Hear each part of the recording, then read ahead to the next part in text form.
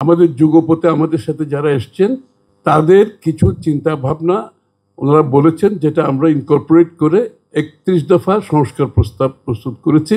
এটা হাসিনা যাওয়ার আর 1-1.5 বছর আগের কথা বলছি আমি। তখন কিন্তু অন্য কোনো দল সংস্কারের কথাটা মুখ দিয়েই বের করেনি। অনেকে আবার আন্দোলনে ছিল, আবার ছিল না। আমি তার এর থেকে বেশি বলার দরকার নেই। সুতরাং সংস্কারের প্রস্তাবটা আনার সাহসই করে নেই। হাসিনা পরবর্তী বাংলাদেশ কোথায় যাবে সেটা তাদের ধারণায় পর্যন্ত আসে নাই যখন তারেক রহমান সাহেব 31 দফা দিয়েছেন। এখন উনি যে গণতন্ত্রকে প্রাতিষ্ঠানিক রূপ দেওয়ার জন্য কিছু ওনার ভাবনা, তার মধ্যে একটা হচ্ছে ইনক্লুসিভ পলিটিক্স, অর্থাৎ অন্তর্ভুক্তিমূলক একটি রাজনীতি উনি করতে চাচ্ছেন বাংলাদেশে, যাতে সকলের জন্য একটা স্পেস থাকে। সেটা সরকারে থাকলেও স্পেস থাকতে হবে, বিরোধী দলে থাকলেও স্পেস থাকতে হবে। বাংলাদেশের সবচেয়ে বড় প্রবলেম হচ্ছে উইনার টেকস অল। যারা ক্ষমতায় যায় তাদের জন্য সমস্ত বাংলাদেশের মালিকানা তাদের হাতে চলে যায়।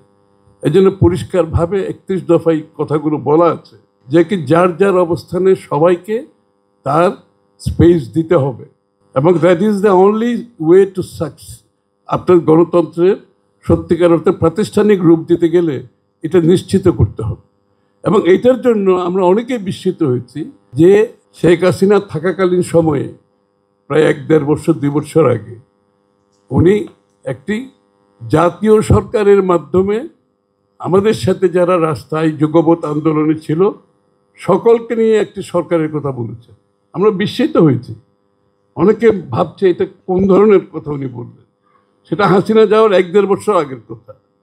এই যে ওনার গণতন্ত্রকে প্রাতিষ্ঠানিক রূপ দিতে গেলে উনি ভাবছেন যে আমাদের যত বেশি ঐক্যমত আমরা করতে পারবো দেশের মধ্যে, আমাদের আইডিয়াসগুলো যত বেশি জনগণের কাছে গ্রহণযোগ্য হয়, রাজনৈতিক দলগুলোর মধ্যে গ্রহণযোগ্য হয়, তার কারণে উনি 1-1.5 বছর আগে হাসিনা থাকাকালীন সময় উনি জাতীয় সরকারের মাধ্যমে 31 দফা বাস্তবায়নের কথা বলেছেন। আমরা সবাই মিলে যে 31 দফা সংস্কারের প্রস্তাব করেছি।